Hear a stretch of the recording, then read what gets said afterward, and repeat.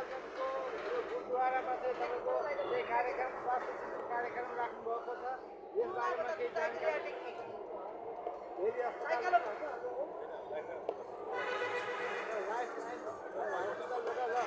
केही जानकारी लिउँ होइन के कसो हो यहाँ निश्चित गर्नुहुन्छ के चिजको हुन्छ निश्चितमा उपचार होइन के चेकजाँच हुन्छ त्यो बारे जानकारी लिउँ सोध्दैछु धन्यवाद नमस्कार हजुर आफ्नो पहिला परिचय दिनुहोला सर आफ्नो एक गरी ल भन्छ नमस्ते सबैजनालाई म डाक्टर प्रतीक श्रेष्ठ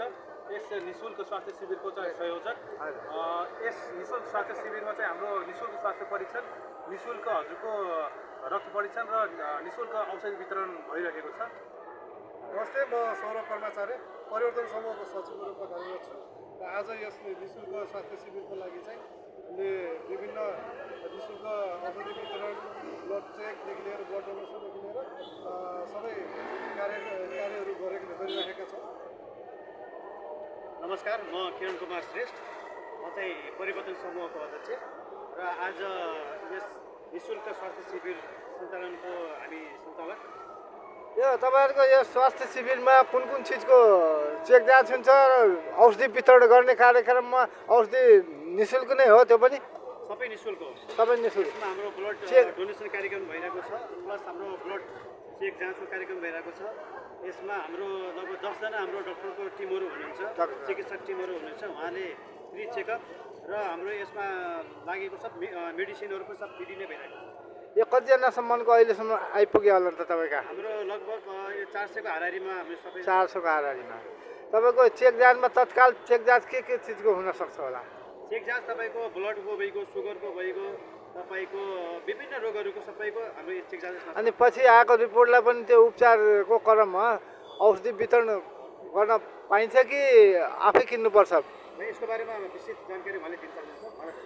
ल अब हजुरको यो के छ भनेपछि अब रक्तको परीक्षणको लागि चाहिँ 1 देखि 2 दिन लाग्छ हजुरको अब हजुरको अब विभिन्न मेसिनहरूद्वारा चाहिँ यसको चाहिँ रिपोर्ट निकालिन्छ यसमा चाहिँ अलिकति समय लागेको हुनाले चाहिँ अब जसले पनि हामीले ब्लड टेस्ट गराउनु भएको छ उहाँले रिपोर्टको लागि चाहिँ लाइफलाइन जेनरल हस्पिटलमा चाहिँ सम्पर्क गर्नु होला त्यहाँदेखि रिपोर्ट लिएर चाहिँ अब डक्टरहरूसँग परामर्श लिएर चाहिँ कसरी चाहिँ अब औषधिहरू के लिने उहाँले चाहिँ पुरै दिनुहुन्छ त्यसपछि हजुरको चाहिँ यो चाहिँ भनेको 15 दिन जति लागू हुनेछ 15 दिनको अवधिभित्र चाहिँ तपाईँहरूले चाहिँ त्यो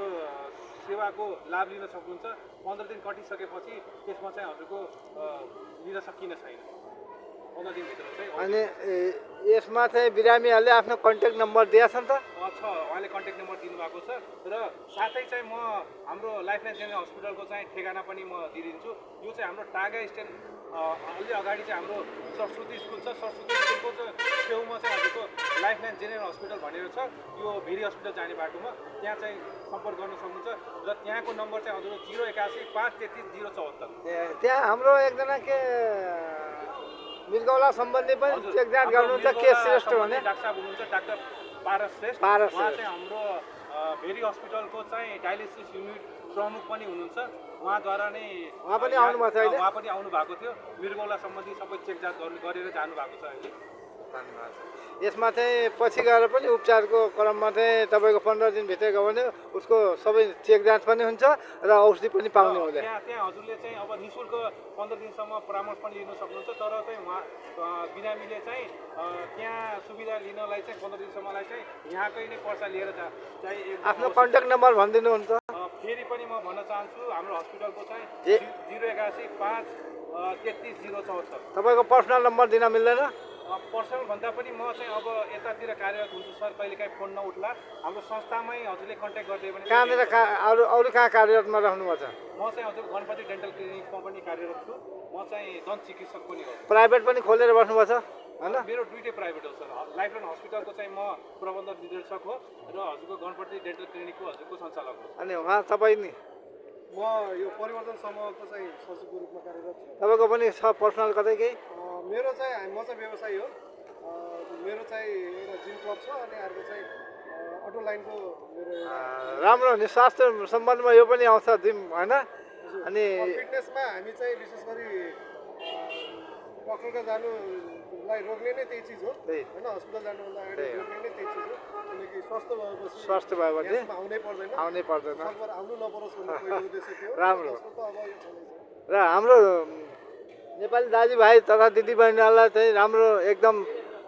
राम्रो सन्देश हो यो उहाँहरूको होइन मेसेज गुड मेसेज हो यो उहाँले जो गर्नुभएको छ अहिले जो प्रशंसनीय सराहनीय एकदम सराहनीय कार्य गर्नुभएको छ उहाँहरू होइन उहाँहरूप्रति चाहिँ हामीले चाहिँ एकदम पोजिटिभ भावना राखिकन उहाँहरूसँग सम्पर्क गर्नुपर्छ र संसारमा के कस्तो भइरहेछ त्योसँग सरोकार नराखौँ होइन अहिले चाहिँ तपाईँको पोजिटिभमै हामी सोचौँ र पोजिटिभमा गएर उहाँहरूसँग सम्पर्क गरौँ यदि यहाँ चाहिँ समयमा तपाईँको रिपोर्ट आउन सकेन भनेपछि उहाँले भने जस्तै टाँगा स्ट्यान्डको अगाडि टन्डन मिलको छेउमा है त्यहाँ चाहिँ छ होइन त्यहाँ चाहिँ क्लिनिकमा चाहिँ गएर उहाँ चाहिँ हस्पिटलमा गएर चाहिँ तपाईँहरू सम्पर्क गरेर तपाईँहरू रिपोर्ट लिएर आउन सक्नुहुन्छ र त्यहाँबाट औषधि पनि पाउनुहुन्छ होइन अरू केही साथै चाहिँ मैले पनि एउटा कुरा जोड्न चाहेँ अब यत्रो ठुलो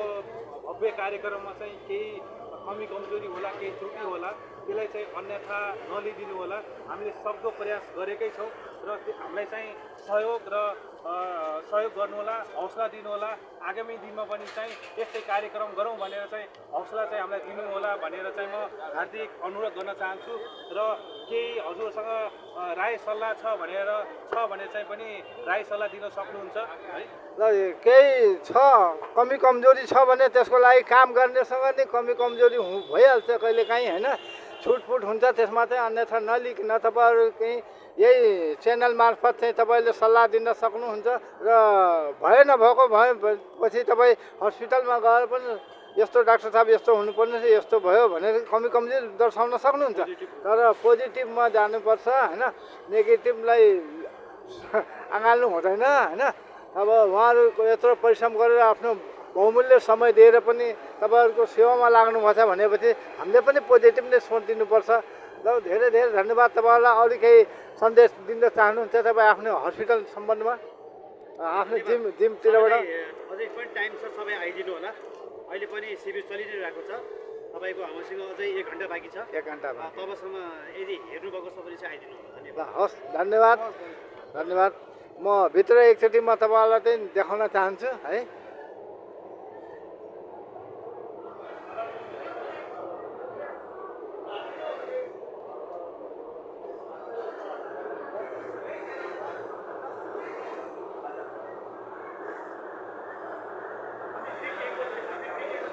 तपाईँको यहाँ के कार्यक्रम भइरहेछ यहाँ